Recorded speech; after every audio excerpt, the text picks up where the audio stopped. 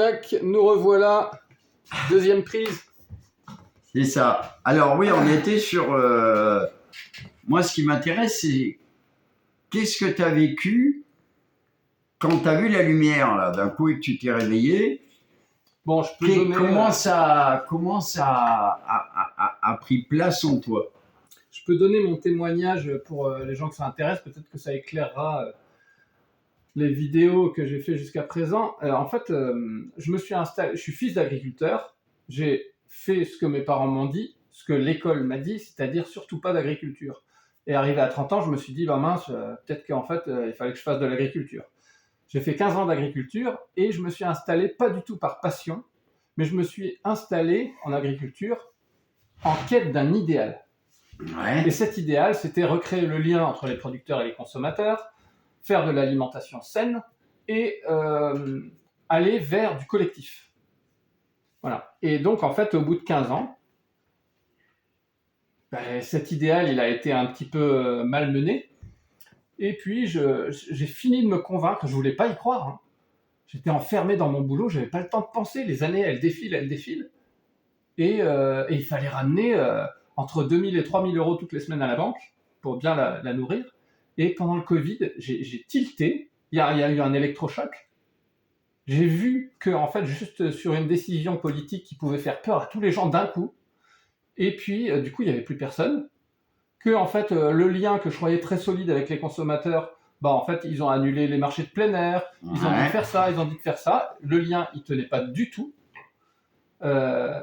devant la peur, devant le truc. Et en fait, moi, c'est ça qui m'a permis de tilter, c'est que moi, toute ma vie reposait sur un idéal. Que ce soit l'idéal après lequel je courais. Et en fait, j'ai vu que cet idéal-là, il n'était pas possible à ce moment-là, mais il serait jamais possible. Avec le rouleau compresseur de l'Europe qui vient sur ton dos, qui te casse la santé physique et mentale, et donc le château de cartes s'est écroulé, parce que du coup, moi je voyais que le haut du château de cartes, mais je voyais pas tous les trucs d'en dessous, et ça s'est écroulé, et puis écroulé, tout s'est écroulé, parce qu'il n'y avait rien qui venait vraiment de moi. C'était que un idéal, que quelque chose de construit par raisonnement. Donc en fait, j'ai plus pu me projeter dans la vie que j'avais construite, mais plus du tout. Et alors, qu'est-ce qui est arrivé à partir du moment où tu as viré toute cette merde? Ah non, mais là, c'était pas juste toute une merde, parce que les gens, ils me disent « Ah ouais, mais toi, t'es hyper courageux, t'as vu les choix radicaux que t'as fait. » Oui, mais moi, je veux dire, qu'est-ce qui est arrivé? Une fois que tu as compris tout ça, qu'est-ce qui est arrivé là? Et là, comment est-ce que ça a forcément changé ta perception de la vie, de ta vie?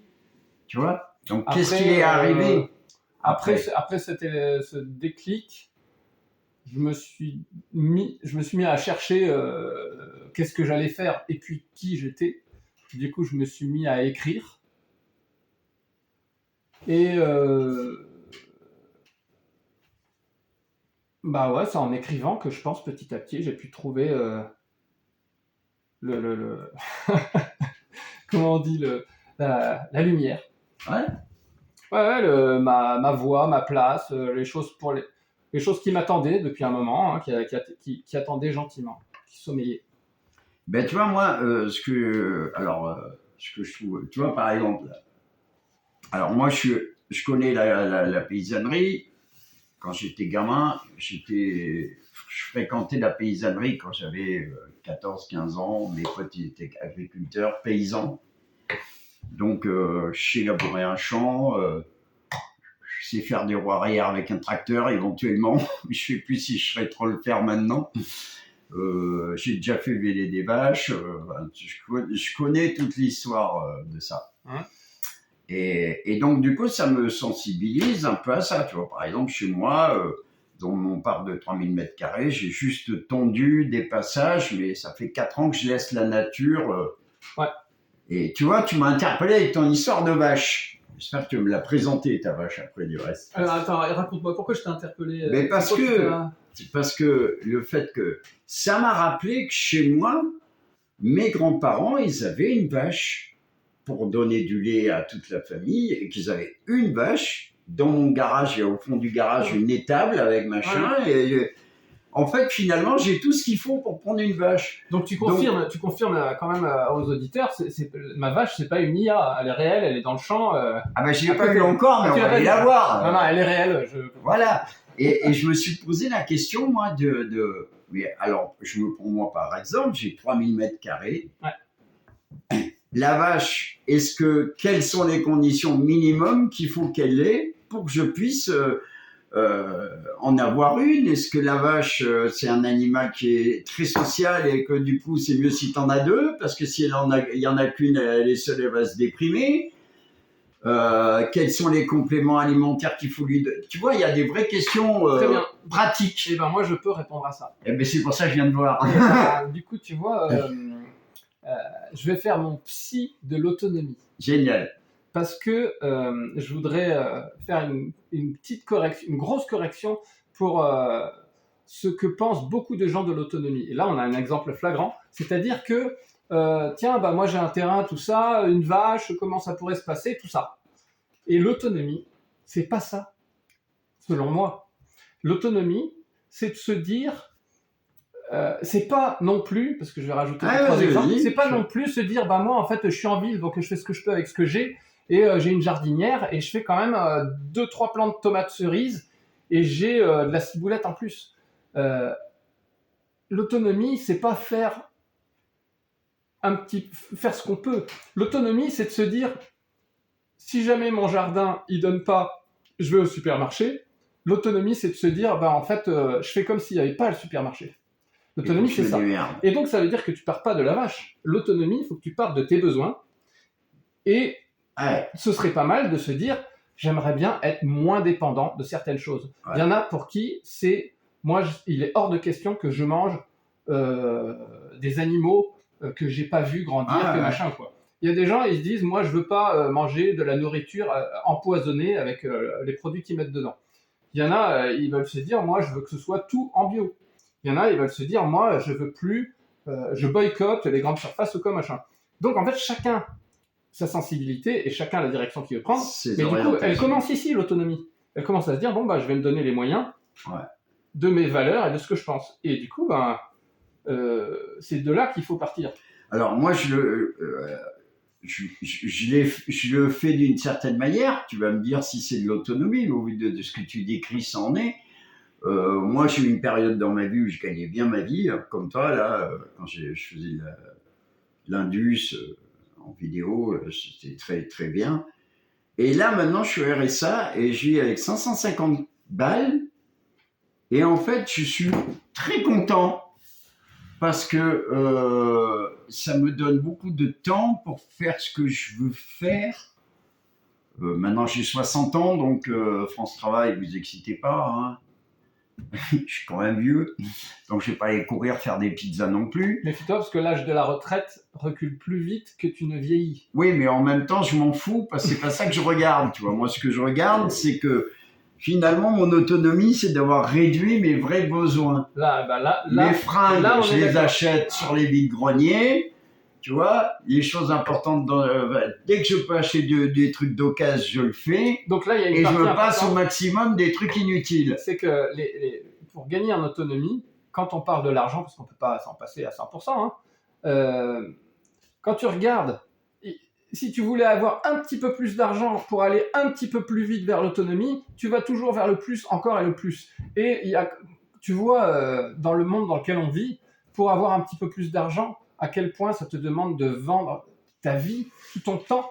C'est clair. Je trouve qu'il y a beaucoup plus de marge à faire avec moins, à décroître, j'en sais rien, tous les mots qui te plaisent pas là, à te défaire de certaines possessions matérielles, à te défaire de certaines... On va dire s'alléger. Voilà, s'alléger. S'alléger, c'est plus acceptable. Et s'alléger, en fait, au début, ça va être des biens matériels, puis tu vas voir après, s'alléger, c'est aussi de poids dans la tête, dans le cœur, de choses qui n'ont rien à faire là, des choses qui te freinent. Tu vois, est-ce que tu penses que tu as plus de chances d'être heureux si tu t'es payé enfin la maison de tes rêves, avec enfin les 2 belles bagnoles, et du coup, tu es obligé de mettre les 2 caméras, parce que du coup, on risque de te les voler, et du coup, quand tu pars en vacances, tu as tous ces trucs dans la tête, tu es obligé de revérifier s'il n'y a personne qui rentre chez toi ou quoi. là, tu es loin du bonheur. Alors, moi, j'ai une expérience à raconter par rapport à ça. Alors, on va dire sur la fin de ma vie, j'ai bien gagné ma vie parce qu'à un moment donné, je me suis réveillé sur mon canapé, j'ai dit, oh, bah tiens, j'ai tel âge, là, maintenant, j'ai envie de confort. Et comme ça se fait avec la spiritualité, à partir du moment où j'avais une bonne raison de demander du confort, une semaine après, ça a commencé à tomber, là, ça a été. Mais j'ai vécu pendant 20 ans, 25 ans, comme un artiste pauvre qui aime manger des nouilles et qui est bien content d'aimer les nouilles parce qu'il n'y a pas grand-chose d'autre qui bouffe, tu vois. Ouais. Et j'ai eu une vie passionnante, incroyablement passionnante. J'en ai plein les murs et les placards chez moi de photos, de trucs que j'ai vécu. Et je me rappelle qu'à cette époque-là, dès que je commençais à avoir de l'argent, je le claquais. Je le claquais parce que l'endroit où je me sentais le mieux, c'est quand je courais après l'argent. Parce que là, j'avais l'impression d'avoir exactement la même vie que mes ancêtres nomades. Moi, j'étais un nomade du capitaliste. Du capitaliste, tu vois, cette sensation de tu te lèves quand tu es un nomade, hein, je l'imagine parce que je l'ai vécu à ma manière dans notre monde. Ce sentiment de te réveiller et de te dire, bon, maintenant, il faut que j'aille trouver ce que je vais bouffer. Je ne connais rien de plus, de mieux pour se sentir vivant. Tu vois, quand tu es dans cette... j'ai l'impression que je ressemble à mon chien quand il veut aller à la chasse, tu vois. Moi, avec mes mots à moi, ça a été à travers mon métier, et puis encore aujourd'hui, ça a été de mettre ma vie exposée à la nature, c'est-à-dire risquer de dépendre de la nature. Et on se sent vivant. On se sent vivant. Au début, ça fait peur parce qu'on se dit, bah mince, si ça marche pas, je reviens à l'autonomie encore. Mais dans le jardin, tu vois, je vois quand même tous ces gens-là, il y en a quand même beaucoup, qui reviennent à la campagne, qui se font leur jardin, qui se disent, ah, l'autonomie. Et qu'est-ce qu'ils mettent dans leur jardin ? Des choux de Bruxelles, des plantes exotiques, les machins, enfin, tous les trucs qui les fait rêver, mais qui constituent absolument pas les bases, les produits de base de leur alimentation sur l'année. Tu vois, on a fait un petit calcul ici. Il nous faut 120 kilos de patates à l'année, tu vois. En fait, il faudrait miser déjà là-dessus. Moi, je vais te dire, je vais faire un lien entre ta démarche et la mienne. Un constat plutôt, c'est que pour être dans l'autonomie, pour vraiment comprendre ce qu'est l'autonomie, je pense qu'il faut déjà être mentalement dans une forme d'autonomie. Être mentalement dans une forme d'autonomie, ça veut dire être capable de penser par soi-même, donc de ne plus être conditionné, dépendant des trucs dont on parlait, les conditionnements, les machins. Ça coulait de source là. Du coup, si on veut l'autonomie, c'est qu'on a une démarche. On peut pas passer à côté de ce constat-là parce que malgré tout, tout démarre un peu là quand même. Alors, ça peut faire aussi dans l'autre sens, c'est-à-dire que tu as des gens qui peuvent, parce qu'ils vont se mettre à pratiquer une activité qui serait par exemple l'autonomie, ça peut aussi partir du concret et remonter dans le cerveau. Mais pour beaucoup, c'est dans l'autre sens que ça se passe. Il y a beaucoup... Non, mais en fait, comment dire, c'est vrai que c'était peut-être un peu trop jugeant, parce qu'on est à l'heure où il ne faut pas juger, moi je déteste ça, mais bon. Ah, mais c'est pas un jugement. Alors, je tiens à préciser, quand je dis des choses comme ça, ce n'est pas un jugement. Un jugement de valeur, quand tu juges quelqu'un, ça veut dire que tu le condamnes à quelque chose. Moi, je condamne en rien, et je ne juge en rien. Simplement, je soulève des réalités factuelles. Et comme j'ai beaucoup d'amour pour vous, j'essaye d'appuyer ces réalités factuelles par une forme de taquinerie parce que je sais que les résistances, tu vois, je sais pas si tu l'as vu aujourd'hui, mais aujourd'hui, j'ai mis un post sur les résistances mentales. Tu iras le voir et là, tu vas comprendre pourquoi je suis comme ça. Parce que les résistances sont considérables. Tu les as ressenties, les résistances chez les gens en général. Et donc, dès que tu veux faire un peu bouger les choses, ça reste malgré tout un combat. Donc, je ne vous juge pas, les gens. Je juge personne. Du reste, c'est pour ça que dans mon truc, je dis « Salut les teubés » ou pas. Parce que je suppose que vous ne l'êtes pas aussi, mais ça, c'est vous qui voyez. C'est pas à moi de le dire. Moi, je suis là pour vous éveiller à une possibilité, c'est tout. Je ne juge personne. Voilà, c'est dit, ça y est. Allez. Alors moi, j'ai pas. Voilà, c'était en introduction à ce que j'allais dire, que c'est pas un jugement. Moi, j'ai pas exactement la même démarche parce que je trouve que en fait, toute notre nature juge. Nos yeux, nos mains, tout ce qui nous arrive, on le juge, et c'est ce qui nous permet d'apprécier les choses, de discerner les choses bien des choses Tu veux mal et tout pas ça. dire plutôt le mot analyse que juge? Alors moi, j'utilise le mot juger Ouais. parce que c'est un peu une réaction, je reconnais, une réaction à une ambiance et à un climat un peu global qu'il ne faut pas juger. Du coup, tout le monde se planque derrière le non-jugement, mais qui prend une place tellement énorme qu'on ne peut plus se critiquer. Parce que si on se critique, on ne se respecte pas et on juge. Mais en fait, il faut absolument se critiquer.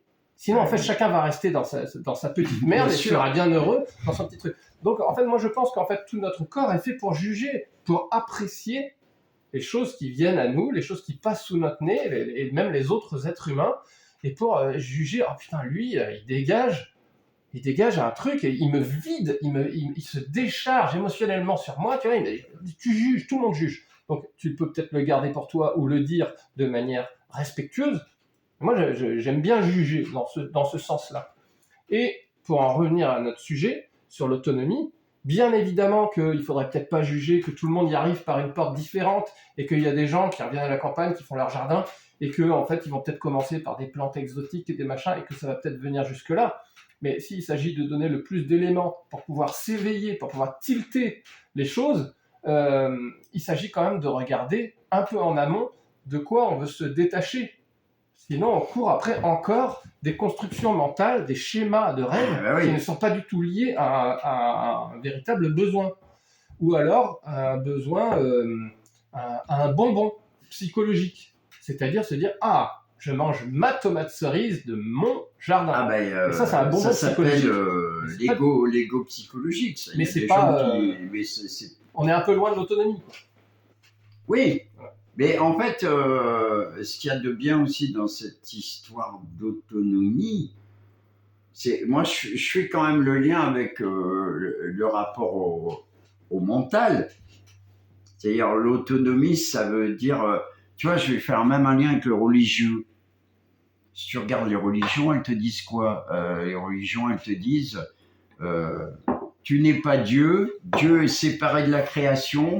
Il y a Dieu d'un côté, puis la création, c'est lui qui l'a fait, mais c'est pas la même chose. Ça, c'est les religions. La spiritualité, c'est de dire Dieu et la création, c'est la même chose. C'est pareil. Donc, ça veut dire que toi, tu fais partie de la création. Donc, ça veut dire que toi, tu es une petite infime partie de Dieu. C'est le début de ton autonomie spirituelle. Puisque tu existes par toi-même, tu n'es plus dépendant des églises ou des institutions, des religions du livre, pour être en contact direct avec Dieu, puisque Dieu c'est toi. Donc c'est le début de l'autonomie. Bon, ça fait donc ça veut dire, non mais tout ça pour dire que l'autonomie, que tu le prennes de ton biais à toi ou que tu le prennes de mon biais à moi qui est spirituel, l'autonomie c'est la seule réalité qui existe. C'est ce vers quoi on doit tendre, à tous les niveaux. Maintenant, effectivement, ça a besoin d'explications. Alors, bon, moi, je ne suis pas d'accord avec c'est ce vers quoi on doit tendre. Pour moi, c'est un choix. Mais une fois que tu as vu la réalité dans laquelle tu es, et, par exemple, celle dans laquelle j'étais, c'est-à-dire de me laisser flotter sur une marmite, telle une grenouille, qui sent pas que la température, enfin si, qui sent que la température monte, mais qui reste de plus en plus inerte et amorphe.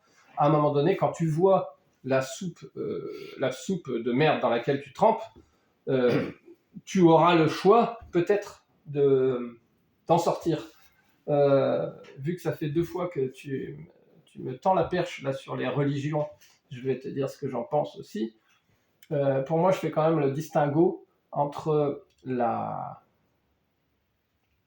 croyance, la foi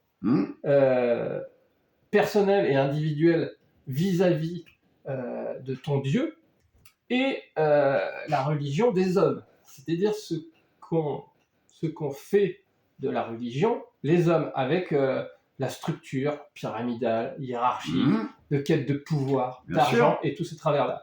Et du coup, moi, je fais bien le distinguo entre les deux. Et là où ça va te rejoindre, c'est que quand tu regardes ta démarche individuelle, qui reste individuelle, chacun a ses croyances privées, euh, pour moi, ça peut pas être autre chose qu'une relation personnelle à la spiritualité. Ah mais moi quand je dis ça que la religion c'est croire et que moi depuis l'âge de 7 ans, ma vie entière depuis l'âge de mes 7 ans, elle a été motivée et orientée par le Christ. Mais je ne me considère pas plus comme catholique, je me considère comme étant un dévot, on va dire, du Christ. Pourquoi? Parce qu'un jour, à l'âge de 7 ans, quand je suis allé prendre mon premier cours de caté, je savais pas qui c'était, il y avait le curé était sur les marches, là, et il me dit, et je lui demande, j'ai dit, c'était qui Jésus? Et là, il me fait, Jésus, c'est un monsieur qui a vécu il y a 2000 ans et qui a dit, aimez-vous les uns les autres. C'est bon, c'était fait, moi. Tout le reste, ça a été juste du bonus plus pour apprendre, pour connaître, machin. Mais moi, le truc, il a été vendu, acheté direct à l'âge de 7 ans, c'est aimez-vous les uns les autres, les gars. Je prends, ça va être ma vie. Donc ça, c'est la spiritualité, tu vois. Mais la spiritualité, ça veut pas dire que par exemple, dans le cas du Christ, ça veut pas dire que je renie, c'est l'inverse. C'est-à-dire que je regarde directement ce que lui, il a dit. Par contre, ce que les autres humains dont tu parlais tout à l'heure, qui ont voulu mettre des trucs pyramidales et machin, là, je regarde et je vois que c'est n'importe quoi. Je vois que l'Église catholique, à partir du concile de Nicée 325, ceux que ça intéresse, ils ont qu'à aller voir, bah, elle avait déjà baisé tout le truc, terminé. Voilà. Donc, c'est en ce sens-là que je fais la différence entre croire et ce qui est de l'ordre du ressenti, de savoir. On ne sait pas tout, mais on peut le savoir. Toi, tu sais bien que tu peux communiquer avec un arbre.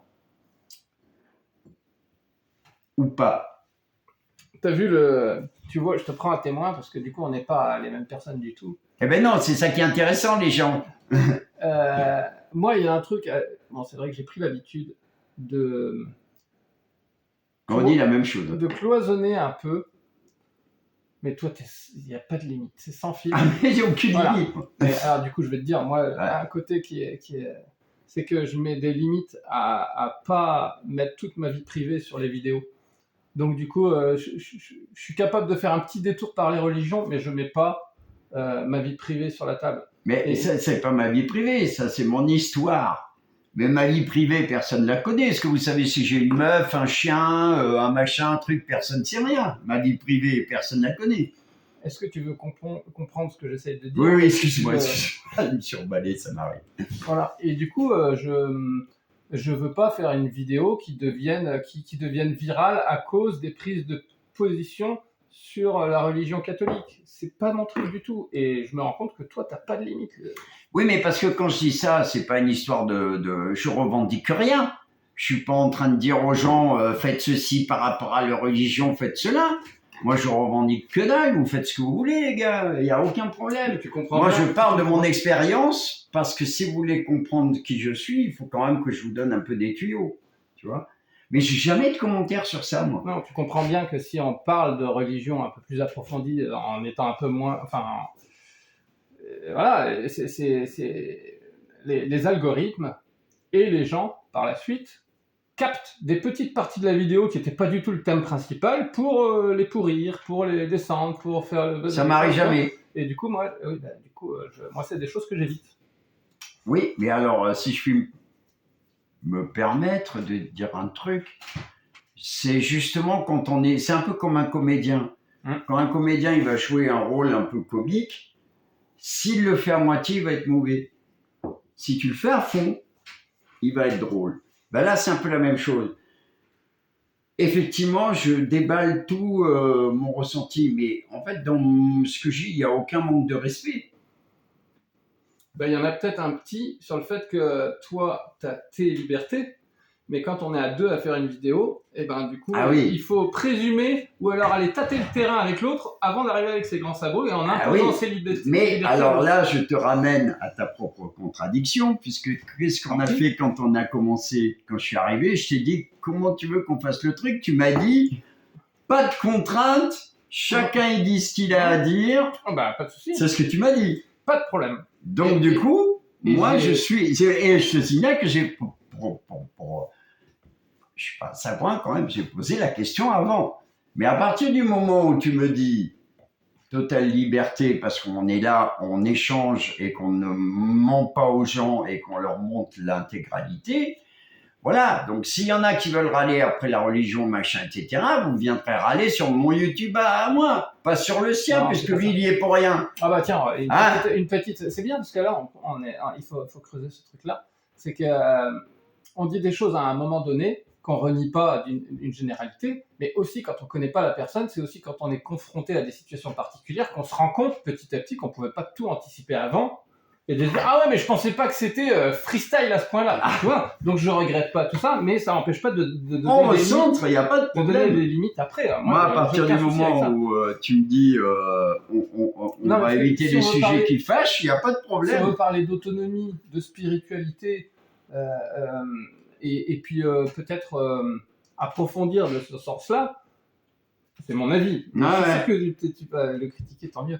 Peut-être que si on ponctue notre vidéo de, par exemple, marijuana, sionisme, tu vois, si on met des mots comme ça, tu vois, ça va pas aller. Oui, non, mais après. Parce que, en fait, les algorithmes. Alors après, c'est pas ça, c'est que. Alors oui, toi, tu penses algorithme. Moi, et les gens, pareil. Ça. Moi, je pense que. Pourquoi on en arrive à s'élargir comme ça? Parce que tout est un. Tu vois ce que je veux dire? Donc forcément, quand tu te lances dans une discussion, tu fais des ponts, des machins, tu vois, parce que la réalité, c'est que tout se tient. Voilà, mais après, on peut trier, puisque les gens sont un peu, les algorithmes viennent... Pourquoi je fais des remarques pour recentrer? Bien évidemment, si on n'est que tous les deux et qu'on discute, il n'y a pas de limite. Il n'y a aucun souci. Mais si je pense aux gens et à ce qu'on peut leur apporter, c'est pour ça que moi, j'ai le... Mais en même temps, j'ai le souci de me dire, allez, putain, là, on part trop dans la... Oui, mais en même temps... Sinon, je vais sortir la bouteille de gnôle. Écoute, il n'y a pas de problème. Mais en même temps, moi, je pars du principe que si tu veux, l'être humain, il s'éduque par l'exemple. On le voit avec les enfants. Je suis 1000% convaincu. Voilà. Donc, en même temps, si tu demandes aux gens, tu expliques aux gens qu'il faut qu'ils soient libres et que tu n'es pas toi-même, ça veut dire qu'il y a un truc qui coince quelque part. Tu vois, je veux dire, si mon ambition, c'est d'apprendre la liberté aux gens, et c'est pour ça que je me fais pas engueuler, moi. Je t'assure, hein, parce que tu as vu comment je suis. Non, mais je peux te répondre Oui, bien sûr. C'est qu'en fait, moi, mon ambition, elle n'est pas, comme les enfants, de leur apprendre la liberté, puisque je me mets en face d'adultes que j'essaye de ne pas prendre pour des cons et de leur montrer des portes qu'ils ne voient pas. Et pas forcément de leur dire « Ah bah, tu connais rien, je vais t'apprendre truc ».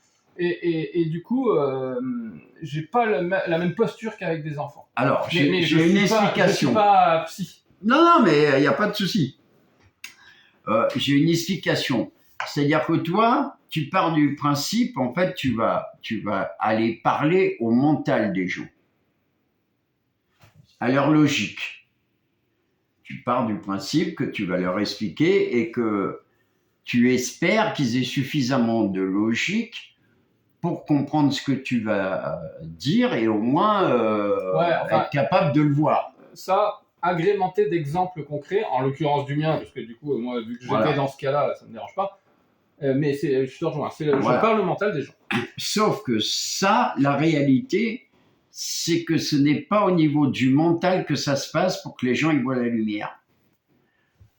Il faut déjà qu'ils comprennent que le mental, c'est un outil qu'ils doivent maîtriser et que ce n'est pas le mental qui doit les maîtriser eux.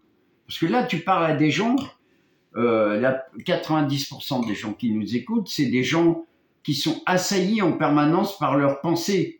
Ils sont pas capables d'être passer une journée sans penser à rien. Moi, je peux passer une journée sans penser à rien que ce que j'ai décidé, parce que si je fais un bricolage, par exemple, j'ai utilisé mon mental pour réfléchir à comment je vais le faire. Mais mon mental, il ne me sert que quand c'est moi qui ai décidé d'appuyer sur le bouton on pour dire, tiens, vas-y, réfléchis, j'ai ça à faire, comment je dois le faire. Mais la majeure partie des gens, 90% de les gens et 90% de leur temps, c'est pas eux qui choisissent leur mental. C'est le mental qui arrive et qui dit « Ah ouais, mais là, n'oublie pas, hein, t'as ta facture. Hein. Il faut que tu rappelles ta mère. Ah ouais. Il faut que tu surveilles ton gamin, il est en train de prendre... » Tu vois ce que je veux dire? Et ils sont assaillis en permanence. Et tu demandes à des gens qui sont assaillis en permanence par des pensées... Il y a un petit... Il y a tu vois ce que je veux dire? Il faut que je te donne. C'est que, du coup, je le dis de temps en temps dans les vidéos, même si c'est une plateforme grand public, je le dis de temps en temps, je m'adresse à des gens qui sont en recherche de quelque chose. Voilà, donc du coup, c'est pas la majorité.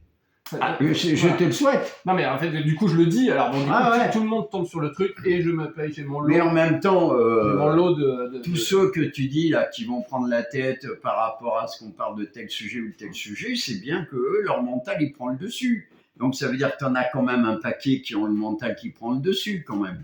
J'imagine.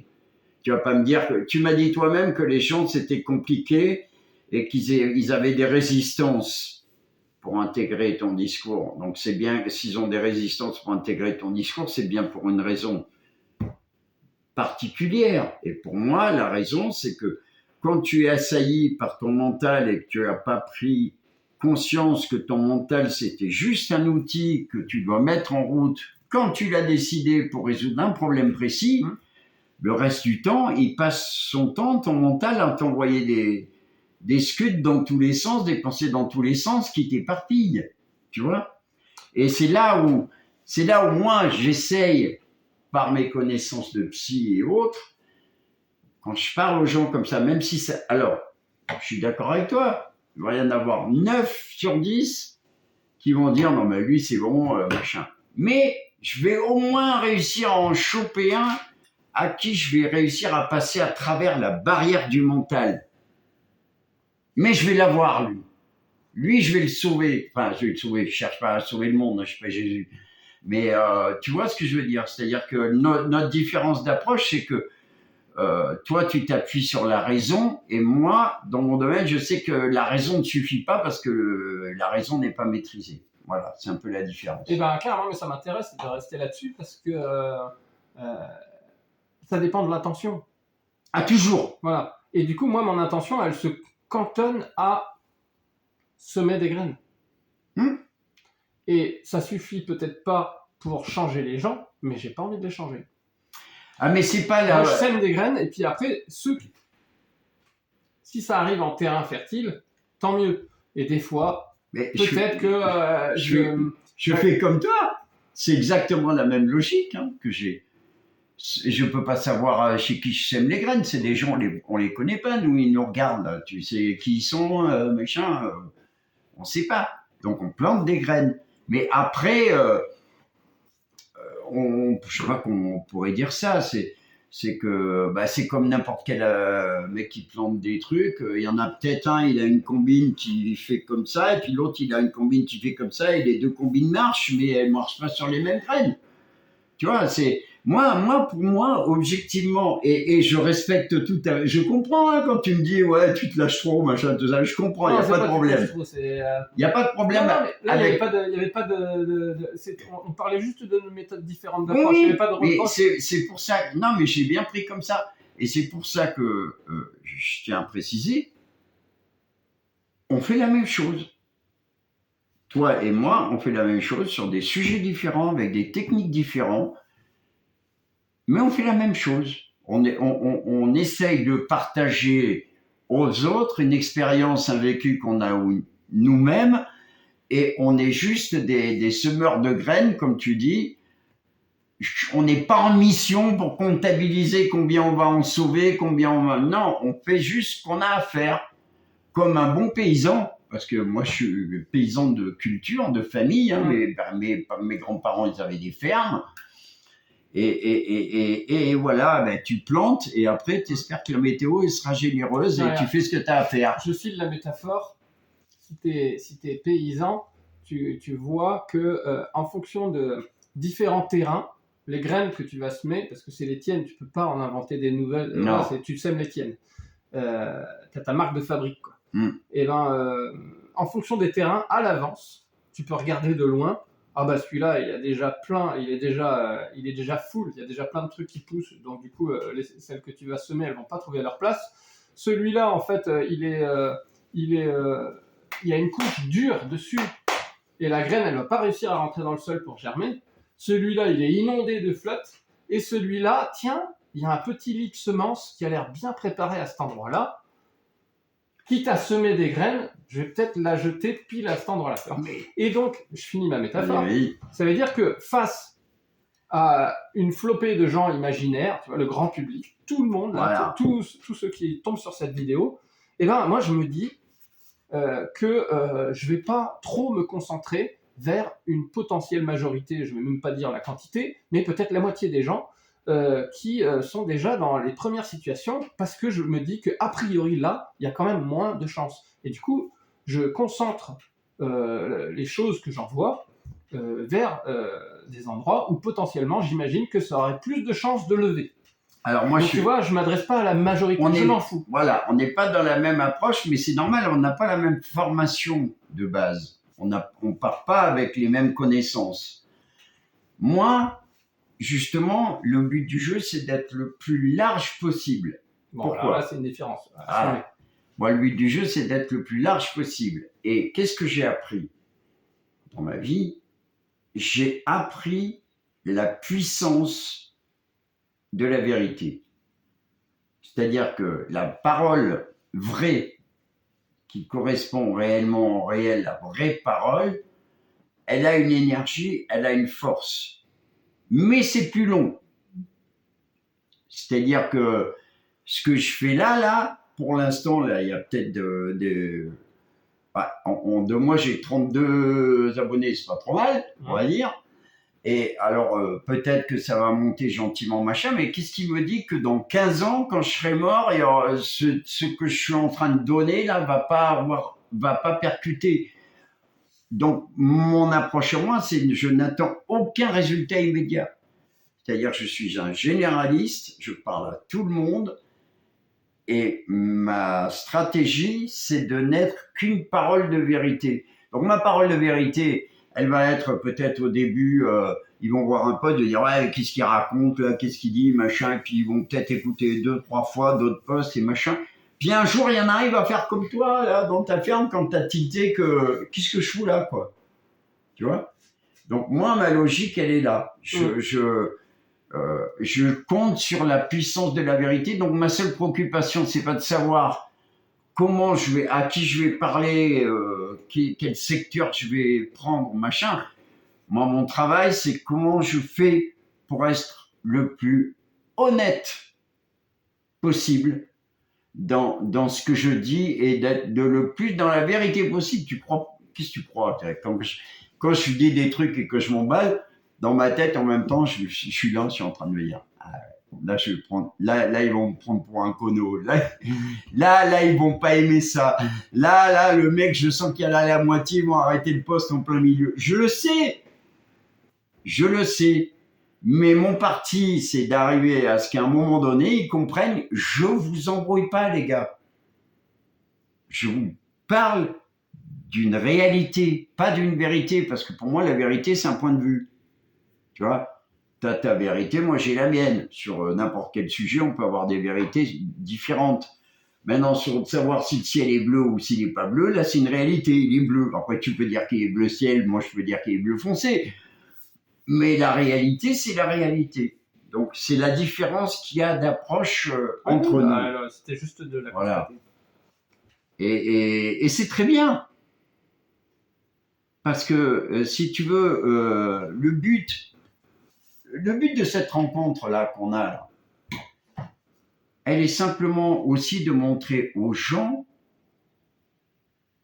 qu'on peut très bien avoir des approches différentes, des sujets différents, mais en fait on défend la même chose.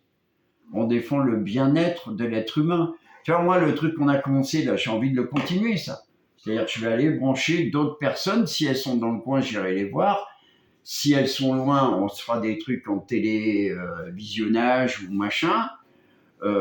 Mais je pense que si on veut donner de la force à nos messages, il faut qu'on fasse comprendre aux gens qui nous écoutent que non seulement, oui, on a des différences, mais qu'on les accepte, mais que fondamentalement, on parle de la même chose et que c'est parce que c'est le chemin de la vie. On s'approche de la fin, là, presque, là. Dans l'audiovisuel, on appelle ça une relance, je crois. J'ai une question à te poser. Vas-y. Je te donnerai mon avis après. Selon toi, souvent la clé pour trouver des réponses, c'est pas rester dans son cycle infernal qui on dit l'histoire se répète et voilà, les hommes, c'est les pires, machin, tu vois, on s'auto. Est-ce que la clé, c'est la quête du bonheur ? Est-ce que le but, c'est que les gens que je sois le plus heureux ? Et si on s'adresse aux gens, est-ce que le but, c'est que du coup, on te donne des clés peut-être pour que tu deviennes le plus heureux ? Ou est-ce que, moi, un peu, j'ai cette métaphore-là, est-ce que du coup, tu vois, le bonheur, c'est un peu comme le chocolat. Si t'en as une fois de temps en temps, c'est très bon. Et puis ça va avec des moments sans chocolat. Ça va avec des moments où tu manges des trucs dégueulasses. Et c'est ça qui fait la vie, hein, les hauts et les bas. Voilà. Ou alors, du coup, voilà. Très bonne question. Je t'en prie. Très bonne question. Alors. Et si c'est pas le bonheur, après quoi on coupe ? C'est ça l'histoire. C'est-à-dire que le bonheur, c'est un moment de bien-être ponctuel. Et je suis content, j'ai vu ma soeur, ma cousine. Je suis content, j'ai passé une bonne soirée, j'ai vu un bon film. C'est un petit moment de bonheur. Dans la quête de la spiritualité, c'est pas le bonheur que tu cherches, c'est l'état de joie. C'est-à-dire que la réalité, c'est qu'une fois que tu as viré toutes ces choses-là, ces conditionnements et ces pensées à la con, et je le redis, ça fait juste 15 000 ans que les spiritualistes le disent. Hein. C'est pas moi qui arrive en disant les gars, on virait vos conditionnements. Non, moi Méfie-toi, t'es en train de redire une vérité. Non. Non, juste pour dire que l'état pour lequel on est fait et qu'on n'arrive pas à avoir parce que justement on se laisse conditionner par tous ces trucs à la con de la société, c'est un état de joie permanent. Alors la joie permanente, je vais expliquer. Ta maison, tu as fait des fondations. Il y a des fondations dans ta maison. Voilà. Et bien, les fondations de notre maison, si on compare la maison à notre être, les fondations, c'est la joie. La joie, c'est quoi ? C'est la conscience de la vie. La conscience d'être vivant et de faire partie de la vie, c'est quelque chose que tu n'as pas besoin de l'intellectualiser. C'est quelque chose qui te met dans la joie, dans un état de joie. Comme un enfant de 2 ans, là, qui est tout le temps content quand il voit n'importe quoi. Et au-dessus, tu construis les murs, tu construis des tas de choses. Et ça, ce sont les états impermanents. C'est-à-dire que tu peux même t'énerver, tu peux même être un être spirituel et pousser des coups de gueule. Moi, ça m'arrive de m'énerver sur des potes ou mon chien. Quand il me casse trop les couilles, mon chien, je m'énerve dessus, je lui mets un petit coup de pied au cul. Petit, hein, c'est juste pour qu'elle comprenne, c'est pas pour... Maltraitance animale. Ouais, j'assume. Mais elle est très heureuse, ma chérie. Mais tu vois ce que je veux dire ? Ouais. Donc, et nous, on s'illusionne justement avec cette notion de bonheur, parce que le bonheur, ça voudrait dire qu'il faut qu'on acquiert quelque chose pour avoir le bonheur. Et moi, je te parle de joie, qui est un truc plus permanent, qui est un plus profond, qui est la représentation de la conscience, de ce qu'on appelle la conscience. Et ce truc est permanent, c'est ce que l'on est avant de naître, c'est ce qu'on sera après notre mort. Et ça ne se trouve pas, c'est déjà là, il faut juste enlever tout le merdier qu'il y a dessus pour que ça s'exprime. Voilà ma réponse. Eh bien, c'était intéressant parce que moi, je découvre.